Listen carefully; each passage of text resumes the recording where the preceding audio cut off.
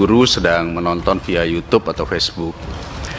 Dan benar yang dikatakan Kang Ferdi tadi, bahwa sebetulnya tugas DPR pada saat membuat kebijakan itu sudah selesai, sudah memberikan kesempatan kepada Kemendikbud untuk menyelesaikan permasalahan guru honorer yang sudah berlangsung sejak 2016.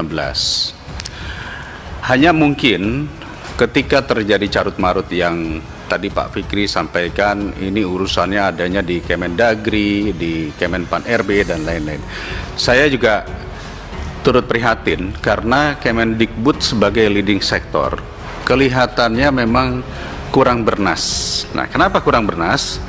Karena berbagai keterbatasan. Keterbatasan yang pertama tentu adalah pentingnya, mohon maaf tanpa mengurangi rasa hormat, pentingnya pejabat-pejabat yang non-PLT itu ditempatkan. Karena kalau tidak, maka yang terjadi adalah sekali lagi kita tidak bisa mengambil kesimpulan atau keputusan-keputusan yang penting. Yang kedua, mungkin perlu saya catat dari harapan kawan-kawan.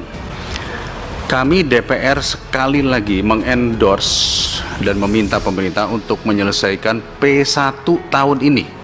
P1, jadi kalau tadi P1 itu masih ada kurang berapa? 41.000 ya, kalau nggak salah ya. Ini kalau bisa diselesaikan dulu, karena mereka sudah 1 tahun lebih. Dan banyak diantaranya juga mereka bahkan sudah tidak menerima gaji. Ya, terutama nih yang kawan-kawan dari swasta yang kebetulan mengikuti itu sudah dibuang oleh sekolahnya. SK nggak ada, gaji nggak ada. Jadi mereka boleh dikatakan kondisinya juga morat-marit. Kemudian saya rasa poin yang penting juga adalah banyak orang bertanya kepada kami, wah enak sekali ya pendidikan Komisi 10 ngurus 20% APBN 600 triliun. Yang pada dasarnya sebetulnya yang hanya kita kelola di sini hanya 80 triliun sekian. Nah, turunnya 60% adalah DAU dan DAK.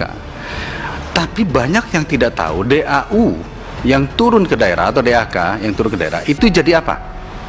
Bahkan kemarin saya bersama dengan kawan-kawan Komisi 10 ini menerima rombongan Komisi Pendidikan dari daerah Provinsi Jawa Barat. Saya lupa komisi berapa, Komisi 5 kalau nggak salah. Datang ke sini marah-marah, mengatakan bahwa mana nih janjinya pemerintah pusat katanya mau memberikan dana untuk guru-guru. Dan kami katakan itu sudah turun berupa earmarking dari Kementerian Keuangan kepada provinsi. Tapi nyatanya Ketua Komisi Pendidikan ini pun tidak tahu bahwa dana itu ada.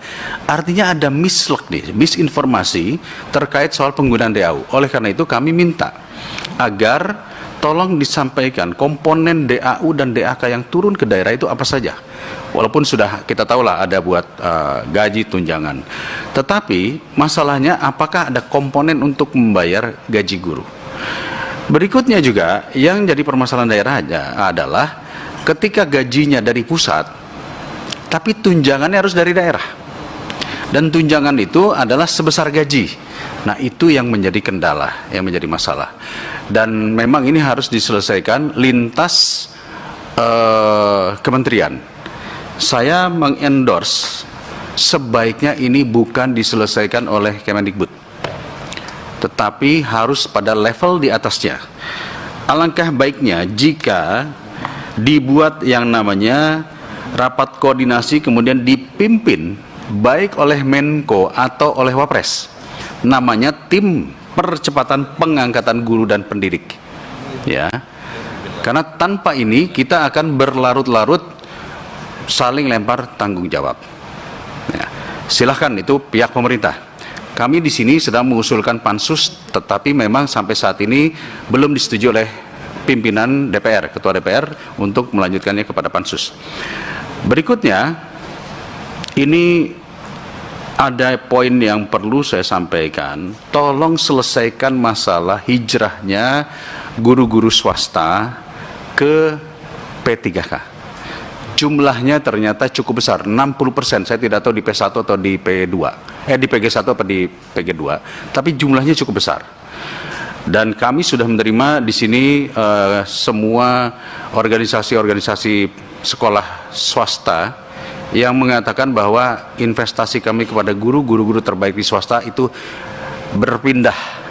Akhirnya mereka harus mencari guru baru dan timbullah dikotomi. Sementara yang guru-guru negeri tidak mau hak-hak mereka terambil dari guru swasta. Menurut saya ini harus diselesaikan.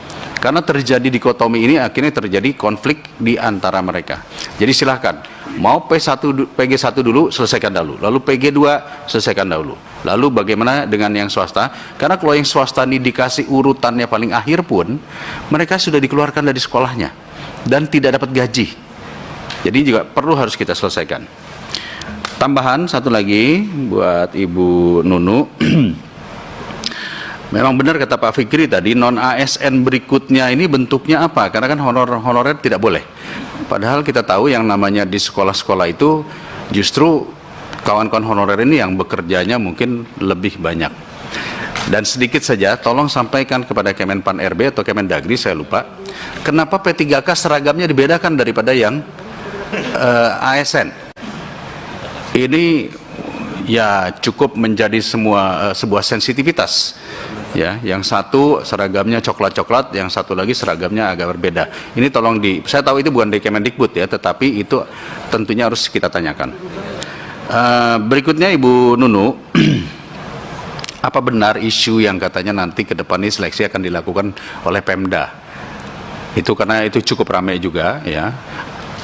Tadi Ibu dalam presentasinya menjelaskan mungkin opsi-opsi ke depannya melalui kepala sekolah. Tapi kalau melalui Pemda ini agak repot juga kalau melalui Pemda, karena nanti ada faktor kepentingan. Karena kita paham yang namanya Pemda itu orientasinya juga politik. Jadi ini penting sekali untuk kita pikirkan ya. Beberapa formasi-formasi seperti PKWU, prakarya, kewirausahaan, bahasa Inggris, itu nggak ada formasinya karena dianggap gemuk dan kemudian tidak muncul. Sehingga banyak di antara mereka yang katanya harus turun. Padahal justru mereka masuk itu awalnya adalah karena mereka mau tidak mau harus belajar tentang PKWU atau yang lain-lain karena guru lain tidak ada pada saat itu. Tapi sekarang tiba-tiba mata pelajaran seperti itu dianggap gemuk dan tidak ada linearitasnya. Nah, sementara beberapa formasi banyak yang tidak linear tapi lolos. Nah, itu bisa dicek kepada sistem. Ya, banyak yang tadinya bukan guru di bidang tersebut, tapi dia bisa lolos. Sementara yang bahasa Inggris dan PKWU ini banyak yang tidak dapat formasi. Terakhir, Ibu Nunu, kami mengapil time frame. Jadi lini masa penyelesaian PG1 harus selesai tahun ini. Tahun ini berarti tersisa adalah 2 bulan. PG2 harus selesai sampai bulan Februari. Kan PG2-nya itu kurang lebih sekitar berapa tadi, 20 sekian ribu ya. Itu bulan Februari. Jadi kita masih punya kesempatan untuk mendorong pemerintah-pemerintah daerah. Dan pemerintah daerah harus membuka DAU dan DAK pendidikannya dipakai untuk apa? Karena itu kami perlu tahu. Dan yang terakhir memang apa yang menjadi kebijakan yang baik. Kami katakan kebijakan yang baik, 1 juta kesempatan untuk mengisi posisi guru ini sudah dilaksanakan dengan baik, tetapi koordinasi lintas lembaga memang ini kelihatannya menjadi ego masing-masing. Dikarenakan apa? Dikarenakan belum terjadi koordinasi dengan baik. Makanya saya mengusulkan sekali lagi bahwa sebaiknya dipimpin oleh Wakil Presiden atau Menko. Baik itu Menko PMK atau yang berhubungan dengan Kemendagri nantinya. Itu catatan-catatan dari kami. Selanjutnya Ibu Nunu boleh memberikan tanggapan. Kurang lebih sekitar 15 menit kami berikan kesempatan. Silakan Ibu Nunu.